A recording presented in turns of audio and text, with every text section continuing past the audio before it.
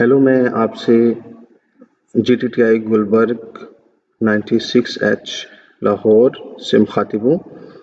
यहाँ पे एक 6 महीने का कोर्स होता है इंडस्ट्रियल ऑटोमेशन एंड रोबोटिक्स, और उसमें डिफरेंट मॉड्यूल्स सिखाए जाते हैं, जिसमें जो सेकंड मॉड्यूल है वो है प्रोडक्शन लाइन YL335B। आज मैं आपके सामने इसका इंट्रोडक्शन करूँगा और साथ आपसे ये भी डिस्कस करूँगा कि ऑटोमेटिक प्रोडक्शन लाइन होती क्या है और उसकी ज़रूरत क्यों पेश आई। ये कोर्स 6 महीने का कोर्स है जो Punjab board of technical education से इसका इल्हाक है।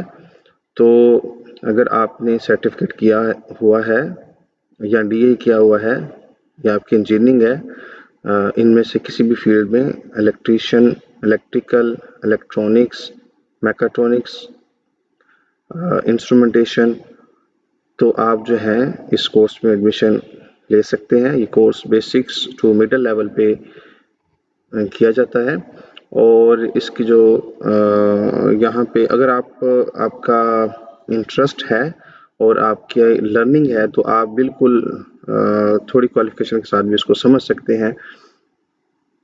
तो इसमें जो है हमारे जो सेकंड मॉड्यूल है इसमें बेसिकली हम लोग PLCs के बारे में, जो स्पेसिफिकली सीमेंस की PLC की जो प्रोग्रामिंग होती है वो किस तरह से होती है, किस तरह से सेंसर्स की जो इनपुट्स हैं उनको यूज़ करते हुए हम जो है आउटपुट्स को चेंज कर सकते हैं।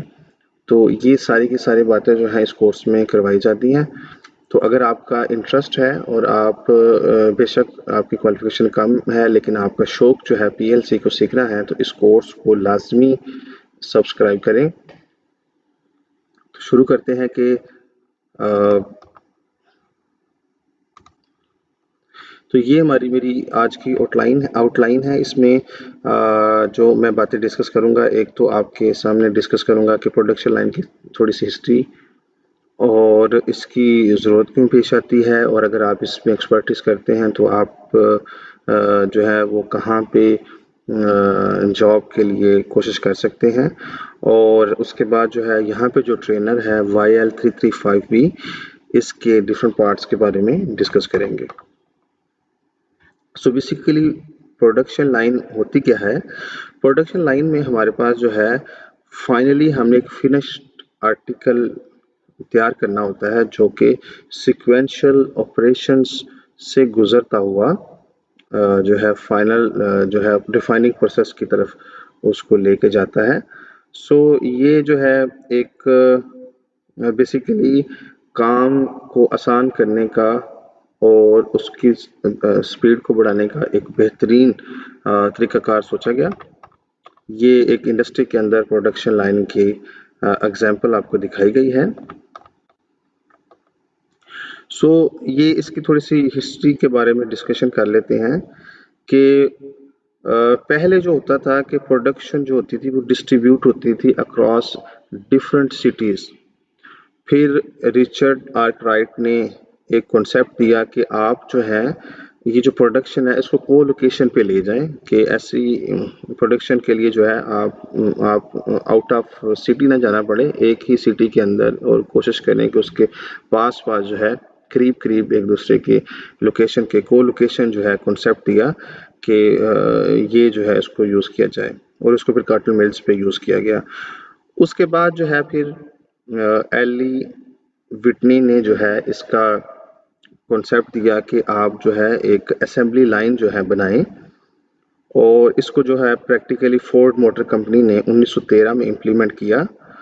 हेनरी फोर्ड जो है उसने सबसे पहले ये आइडिया कार्स की असेंबलिंग के लिए इस्तेमाल किया, और इससे फ़ायदा ये हुआ कि जो काम 12 घंटों में होता था वो 93 मिनट्स में जो है कंप्लीट होना शुरू हो गया।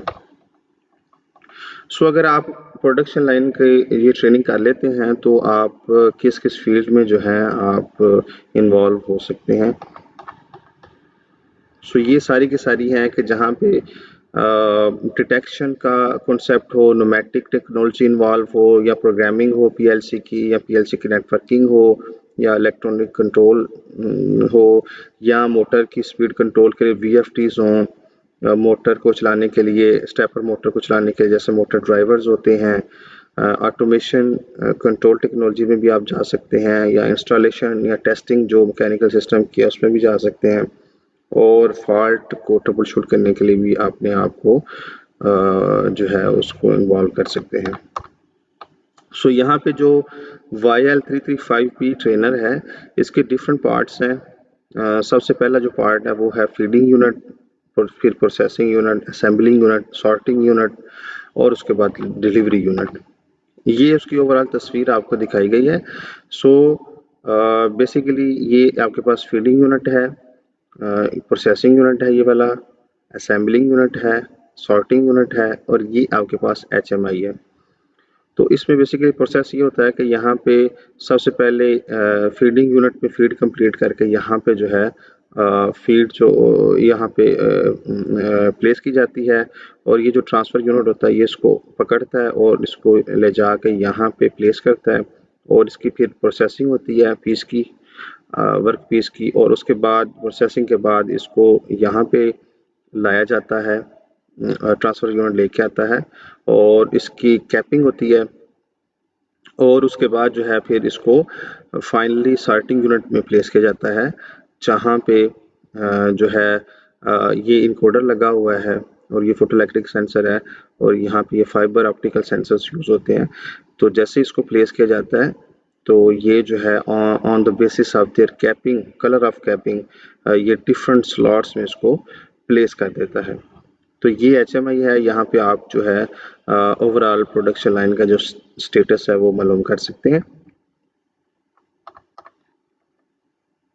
ये जो है उसका टॉप व्यू दिखाया गया है, और इसमें आपको बिल्कुल क्लियर नज़र आ रहा है कि ये PLC इस फीडिंग यूनिट की है, ये PLC जो है प्रोसेसिंग की है, ये PLC असेंबलिंग यूनिट की है, और उसके बाद ये जो PLC है ये सॉर्टिंग यूनिट की है, और इसके साथ एक VFD लगा हुआ है। इसका काम ये है कि यहाँ पे जो 3 फेस मोटर है इसकी स्पीड को कंट्रोल करने के लिए हम इस्तेमाल करते हैं।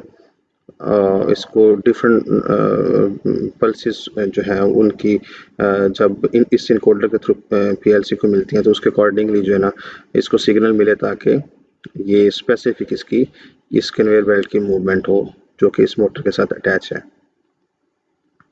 और ये जो सिलेंडर्स हैं ये जो है